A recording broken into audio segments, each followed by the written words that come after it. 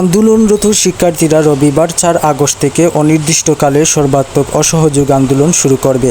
সরকারের পদত্যাগের এক দফা দাবিতে এই সর্বাত্মক অসহযোগ আন্দোলনের কর্মসূচি ঘোষণা করেছেন তারা।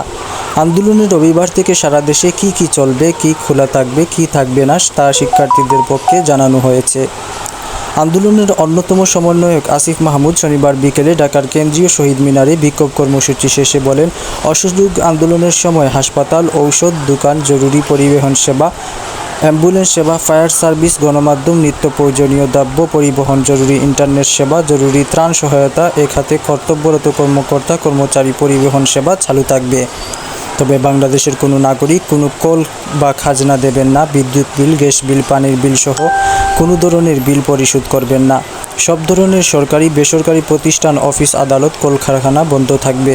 কেউ অফিসে যাবেন না, মাস শেষে বেতন তুলবেন। শিক্ষা প্রতিষ্ঠানগুলো অনির্দিষ্টকালের জন্য বন্ধ থাকবে। প্রবাসীরা ব্যাংকিং চ্যানেলে কোনো ধরনের রেমিটেন্স দেশে পাঠাবেন না। সব ধরনের সরকারি সভা সেমিনার আয়োজন বর্জন করবেন। বন্দরের কর্মীরা কাজে যোগ দেবেন না। কোনো ধরনের পণ্য খালাস করবেন না।